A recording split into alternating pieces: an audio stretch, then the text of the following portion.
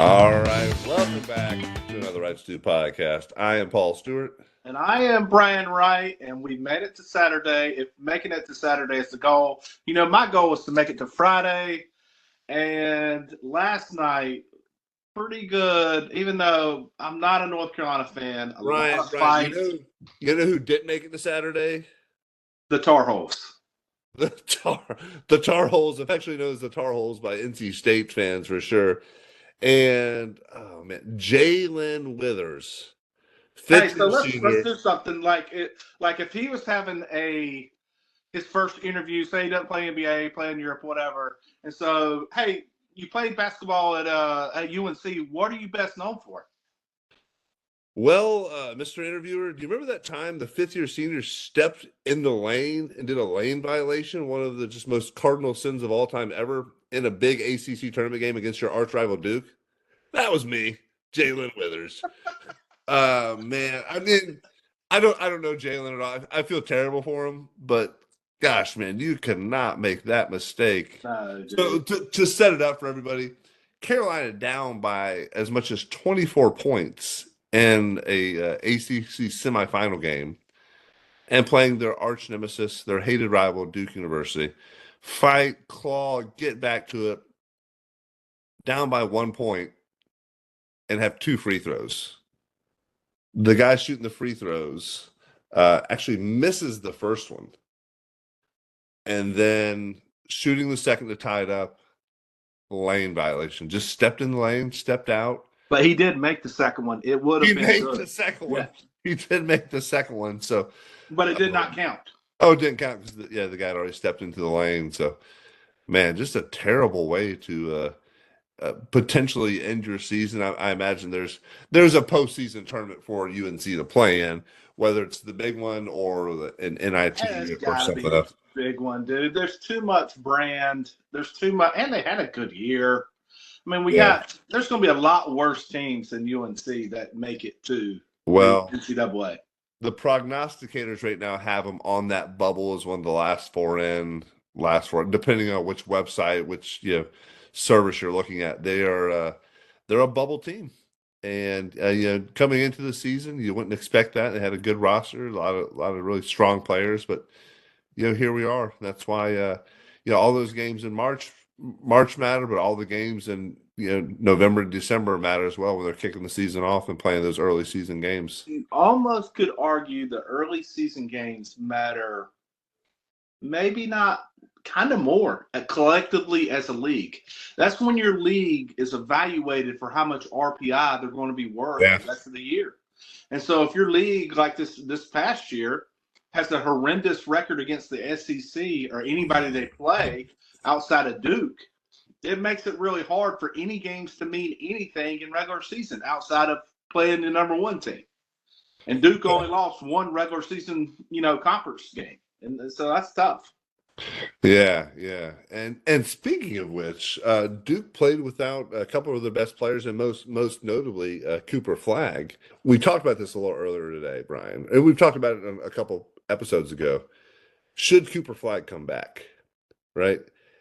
And when he went down with that ankle injury, so I played basketball, and through high school, varsity basketball, so nothing that most people can't do, right? I've had rolled my ankle a dozen times or so playing basketball, and that's essentially what it looked like he did. It was a decent little sprain, but it wasn't. There wasn't bone. It's not career changing. Yeah, they wheelchaired him off. It was a headline and on most sports websites, and people were talking about it. I mean, he was treated like he was the Prince of Egypt over there, right? He was treated like a king. And I think he made close to $8 million last year at Duke, which is like legitimately already generational money. At least your life. You are set. You should be set. Yeah. Right. You can make some investments, make some good moves, make some bad moves, and still be doing okay. And so we talked about him coming back. And man, you see, if he came back, he would be the face of college basketball. He would be loved and praised. He would also have a big target on his back, right? People would want to come after him. But man, if he came back, Duke would be clearly a national favorite again. But he would just be, I mean, he'd be on every college basketball game, every magazine, and it would be like he came back for his senior year, and he's just going to his second year of college potentially. But I don't know, man. And we talked about this the other day again. But Brian, are you reevaluating what you would think, or do you think the NBA is probably the best path for him? Well, I don't know about best path. I just think about you and I. Like, you grew up, your goal was to play in the MLB. It wasn't to play at some level in college. No. And I would imagine that's the same way for him. Yeah. That his goal is to be a perennial all-star, play against the best of the best. Even though Duke is a great place to take your, first step into kind of the public presence, his goal, he has much bigger goals. And I would guess that first contract, if he's in the top 2 or 3 picks, is upward over $50 million. That becomes generational wealth at that point. Either way, he's fine. He'll make money either way. Is it going to hurt him? No. But I would say, if it was me, I would imagine if it was me, and even if it was you, clearly, your goal was to go to the MLB, and you had the opportunity to go to college. I mean, you didn't need to go to college. I still think it's a dumb rule that high school players have to go to college for 1 year. Yeah, I don't see how that has not been overturned, but you mentioned it in some other kind of different ways, but if you have a way to make a living and can get to the highest level. If you're 18 years old, I think you should be able to do it. Yeah, go make your money. And in every other walk of life, you can do it. I mean, clearly, if you're a lawyer or a doctor, you have to have certifications and things of that nature. But some guys graduate early. I have a niece that graduated college in a little over 2 years, and she's going to PT school, and she'll be a physical therapist by the time she's 22 or 23. I mean, it can be done quicker if you're willing to do what you have to do. And clearly he's done what he's had to do. So I would say he's not staying, but I had heard rumors that he's had such a great time, but I would imagine he's gone. Yeah. And the thing too, the risk versus reward, right? So what's the reward of him staying? $8 or $10 million, treated like a king. Probably the most fun you'll ever have in your entire life, right? Because once you're a pro, and let's be honest, you're a white basketball player in the NBA, the culture is probably different. Yeah, absolutely. The other thing too, and we talked about DeJuan Wagner on Athletes You Should Know a couple weeks ago, and they found out he had a heart issue, which would have been his senior year at Memphis.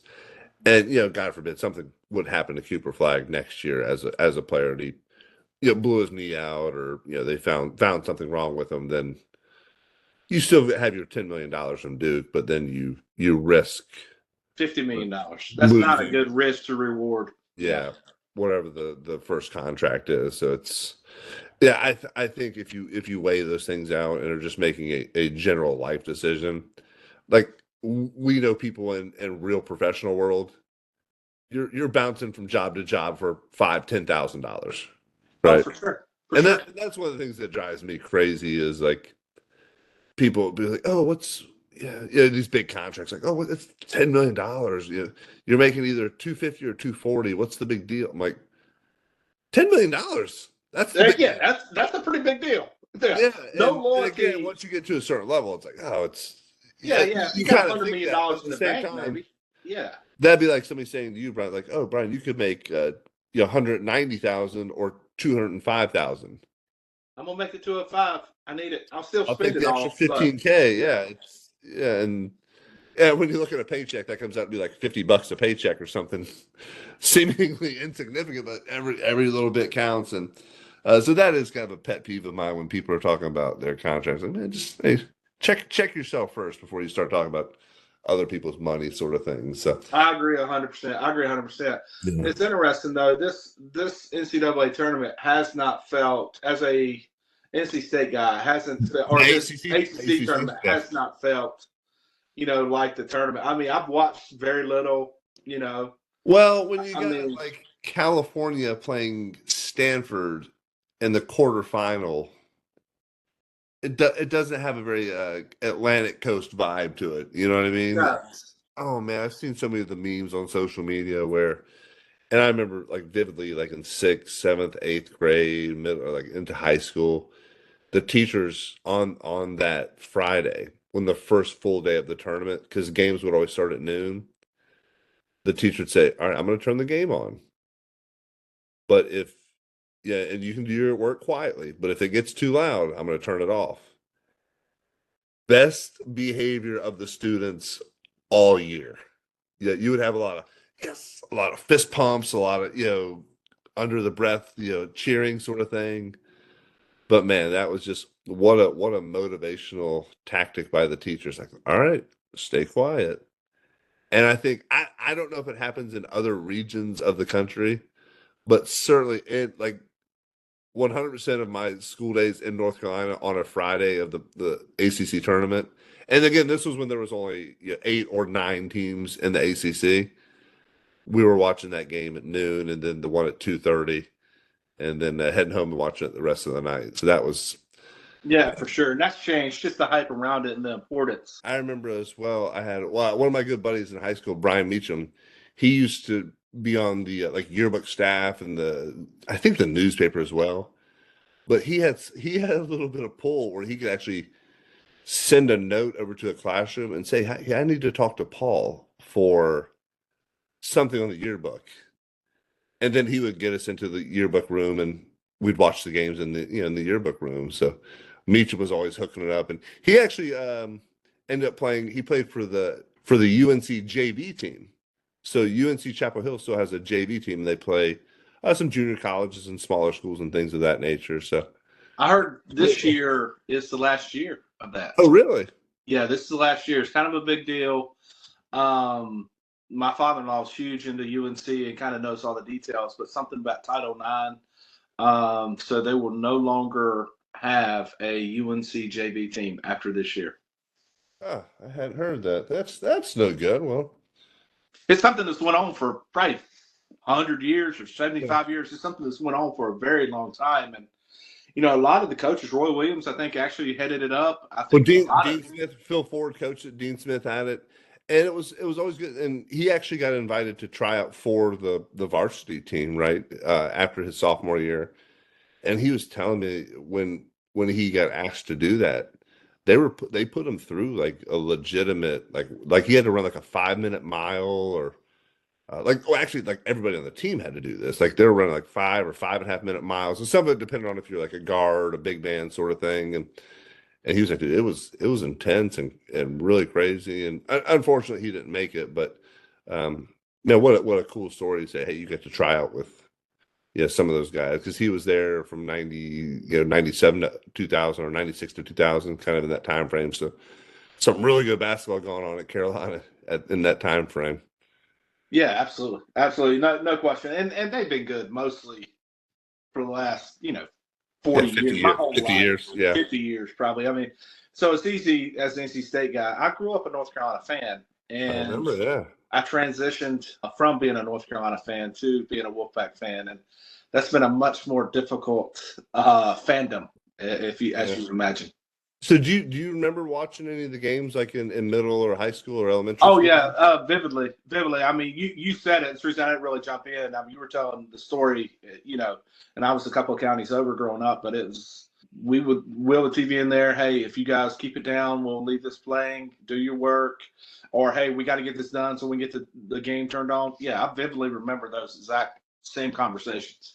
Kids have never worked harder in their lives. Let's get it done. Come on, pulling together. Kids who hate each other just pulling together. The other thing I remember, this was either 6th or 7th grade, for an extra like assignment, like extra point assignment.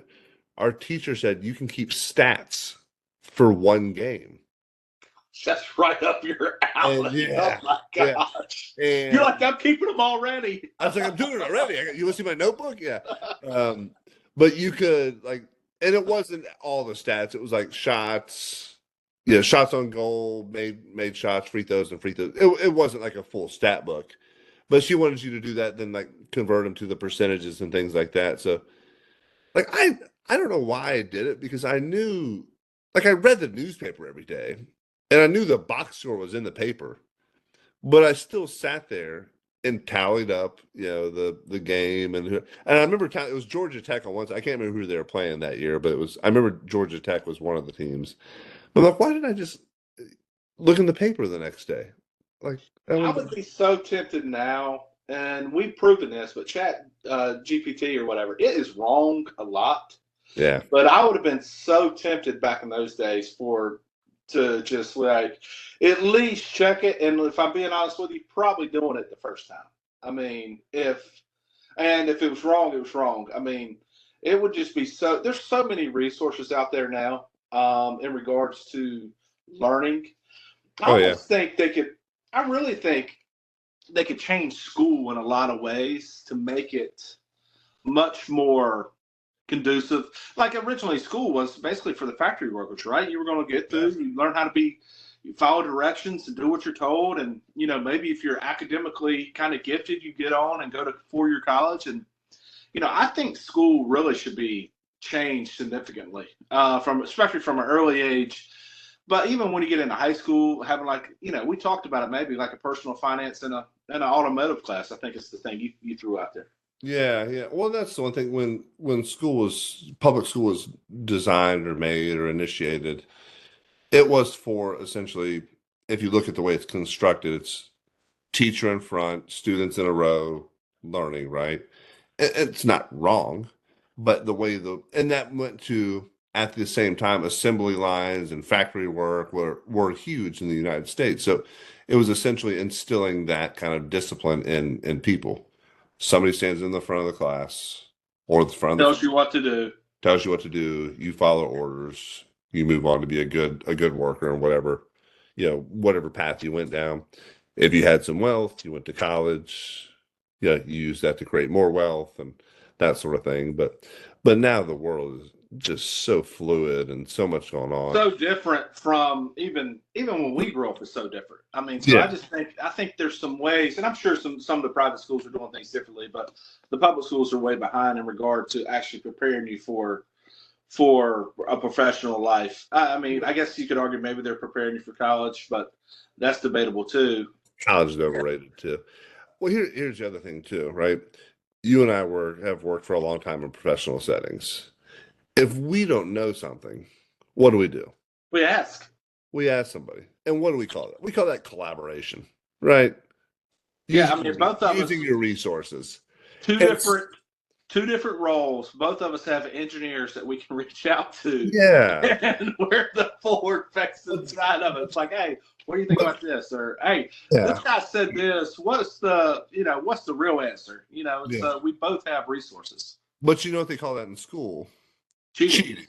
Yeah, it's not. Yeah, so I mean, the world's changed too much. You've got to be able to use your resources and put your phones away. Well, why am I going to put my phone away? I got a calculator and the world at my fingertips. I don't know. Phones have either made us dumber or smarter. I think probably dumber and just more zombie and drone like in our actions and day-to-day life. But I got a question. Do you have obviously they're getting ready to, they've decided who's going to play in the championship today.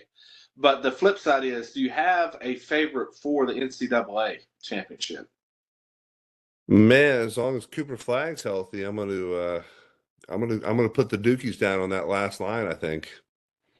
Especially playing the way they played, down two guys. Man. Down two guys. Steiner, he may have done his best job coaching. Now, he about zooted at the end, or his team did, or however you want to look at it. But that may be his best job coaching all year. Maybe his best year of coaching. I think they're 30-3 now. That's a good season when you win 30 games. Yeah, I'd take it. I would take it for sure. Yeah, but we'll see who's on that top line, the number ones, and things of that nature. But I want to jump to something else that I've noticed. I want to jump to something else that I've noticed in college baseball, and you just tell me what your thoughts are.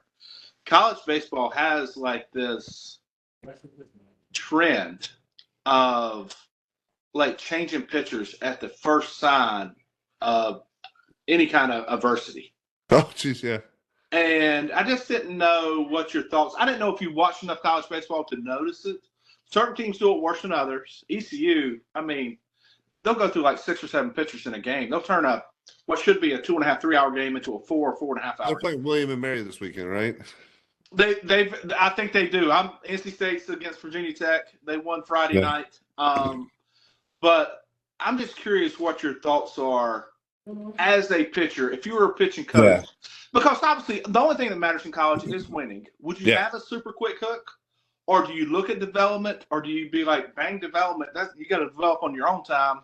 And what would be kind of your strategy as a pitching coach, collegiate pitching coach? Well, you've got how many guys on the roster? 35. Yeah, 30, and probably 20 of them are pitchers. You've got like 20 pitchers. Yeah. You've got a Friday and a Saturday starter. Yeah, and a Sunday. Yep. And typically the Sunday guy though kind of rotates a little bit and kind of who's. I would say that really it varies from team. It depends on program, but the Sunday guy I think is far less reliable from my vantage. So that's even. Hey, let's start there. Do you pitch your best guy Friday or do you pitch your best guy Sunday? Because Sunday you could be trying to win the series, or you could be trying to salvage a game of the series. Do you put your best guy Sunday or best guy Friday? I go one Friday, 2 Saturday, and then 3 on Sunday. You're trying to piece it together with whatever's left.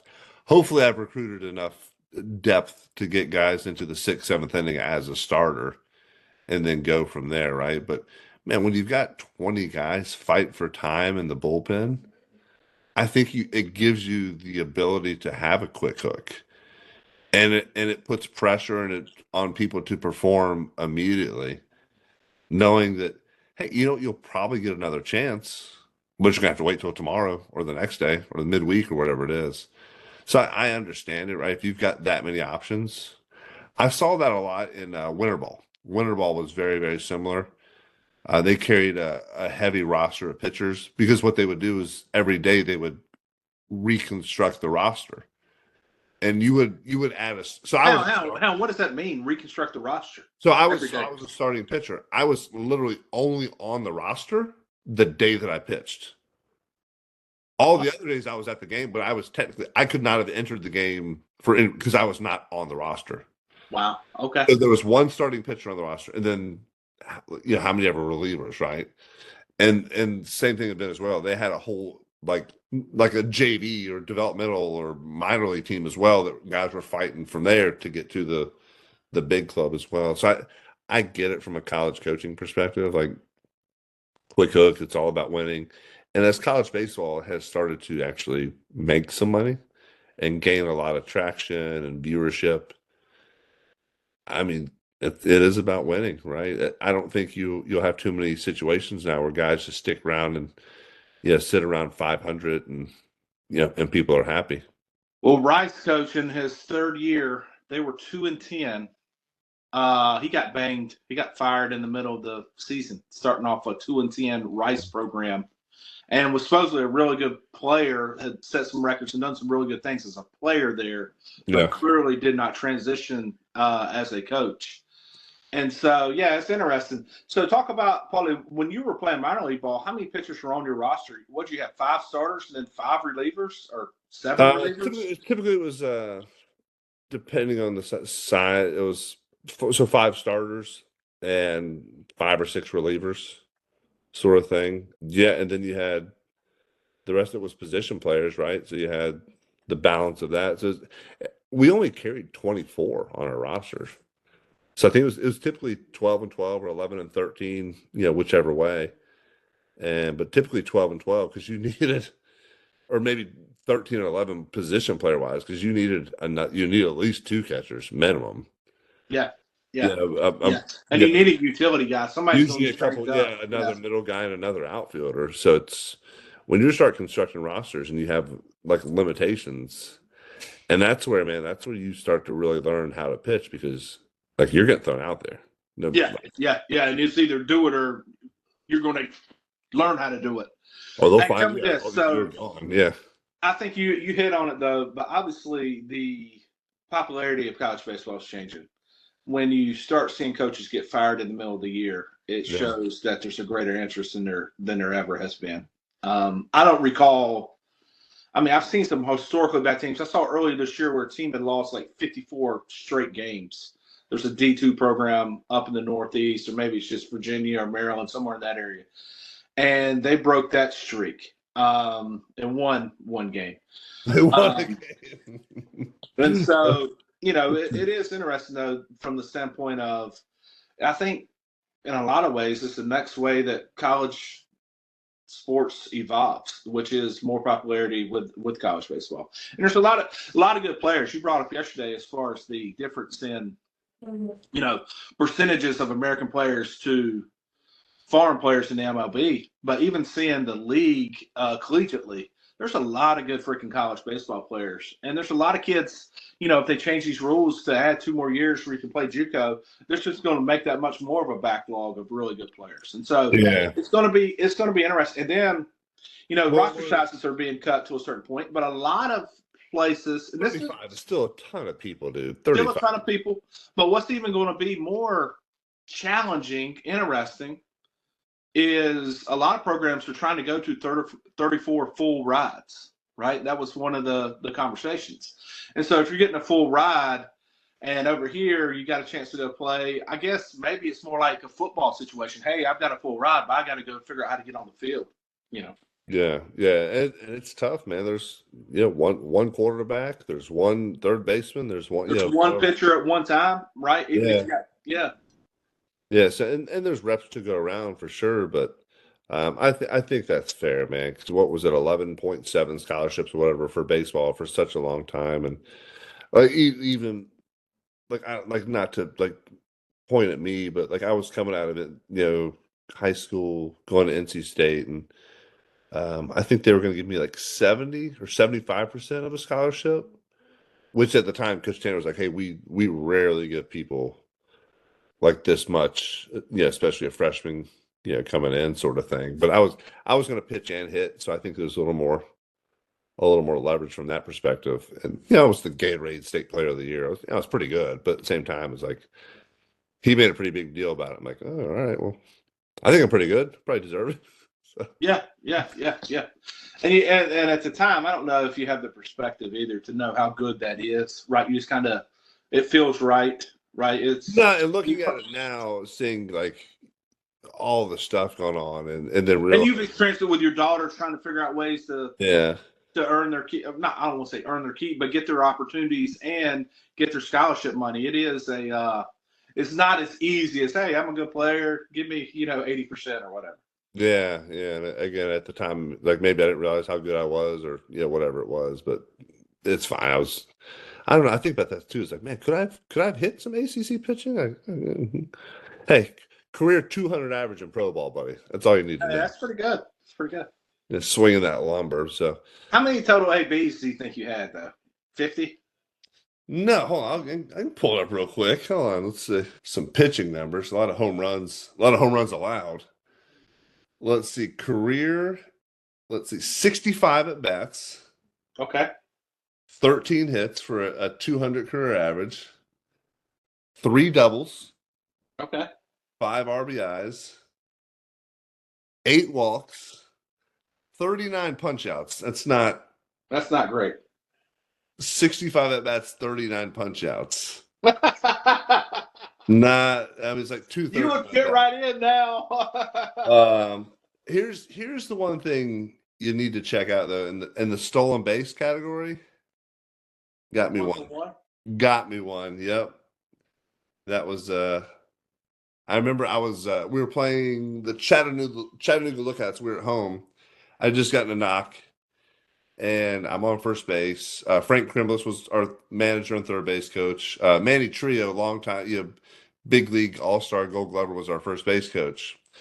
And Frank goes through the signs, and I get because they weren't holding me on. The first baseman was kind of playing behind me and tapping the glove, and the pitcher had a kind of a high leg kick. And so Frank goes through, gives me the signs, and I see it, and I quick give Manny a glance at first base. And he looks at me, he holds up his hand like a flat form, and he gives us a little running sign along his. I'm like, I kind of nod, I know, I see it. I'm like, all right, here we go. And I see left heel comes up. I'm like, boom, turn, just start trucking. I get to second base. I go sliding in foot first, and I see the shortstop just he kind of goes jumping over because it was a high throw, and he just jumps over me. And then I pop up and I'm on the bag, just kind of looking around, pointing at the crowd, giving the dugout. No, I'm not doing that. Just sliding. And then giving the sign up to God. I pull the base out like Ricky Henderson. I'm doing the whole. But then I come up my next at bat, and the catcher's like, said, "Dude, man, why you got me look bad like that?" I was like, "Man, I got wheels. I don't know what to tell you." And he was just like, here you go. So speaking of other monumental things, Brian, so Paul Stewart stealing a base in a double-A game is not like super crazy. I got one that is pretty super You got one for me that's much more inspirational and amazing. Yes. Parker Byrd, who had the terrible boating accident before he got to East Carolina, has a prosthetic leg on his right leg. Right-handed hitter, got his first career collegiate hit. Oh. He's had a few ABs and a few RBIs, or maybe not a few. I think one RBI up until this point. But first of all, kudos to the program for honoring that. Obviously, he was supposed to be a very dynamic player coming into East Carolina. It was a kind of big deal. He gets in a boating accident. His leg got caught up in a propeller. They couldn't save his leg. They took it, I believe, below knee is where they took it. I'm not 100% sure on that. Yeah, it's below. But I am 100%. Pulled up, yeah. I am 100% that he had his first career hit last night in a collegiate game, which is pretty awesome. Pretty awesome. That's incredible, yeah. So Brian, not to poo-poo on this. Okay. But is it fair that he gets to use the prosthetic leg? Does that give him an advantage? No advantage. I mean, I don't know. Yeah, I've seen him walk. He still walks with a limp. It's a little okay. It's not. It doesn't feel like it's like the Skynet prosthetic leg. I don't feel like it's. Like I don't know if you remember the guy they called Blades or whatever, who was running the 100 meters, and it looked like he was Oscar Pistorius. The guy I think he murdering his girlfriend or something. Yeah, wife or girlfriend. Yeah. But this kid, dude, it is it is. I feel like they've given him. Yeah, I feel like a jerk for just bringing it up, but then I think of it as the pitcher. I'm like, oh that's not. I think he pretty much has to hit. No lower, very little lower half. It's very much just throwing the hands, and you create your, hitting wise, you create a lot of your adjustability in your swing with your waist and being able to have some feel with your feet and adjust. It gives you adjustability. But dude, what a freaking what an inspirational story. Yeah. Probably becomes a coach. Either way, will be an inspiration. It sounds like a Disney movie. It really does. And I'll tell you this, Paulie, he put me at 17, 18 years old, and you take that away from me, which very much it's my identity. I don't know how I come out, and I definitely am not as optimistic, at least, as what has been portrayed from his story. Parker Byrd, kudos. Congratulations, Parker Byrd. Is he a North Carolina guy, Brian? Do you know? Yes, he is a North Carolina kid. I can't remember the town that he's actually from, but he is a North Carolina kid. Okay, well, even better, a fellow North Carolina kid. And if you have a chance, take a look at his page on the East Carolina website. It's got a really nice picture of him kind of saluting the crowd. It looks like they're giving him a nice ovation. And you can clearly see the prosthetic leg right there. And he's actually from Laurenburg, Scotland High School. So Scotland High School out there. The Fighting Scots, known for really great athletics as well. Kind of a small community, but really take a lot of pride in what they do from the athletic perspective. So, hey, congratulations, Parker Byrd. That's fantastic. Proud of you. Absolutely. All right. Well, thank you all for listening. We hope you've enjoyed. We hope you guys have an amazing weekend, and we'll come back at you more with some new content. Out, go Pack. 12-5, maybe 13. 13.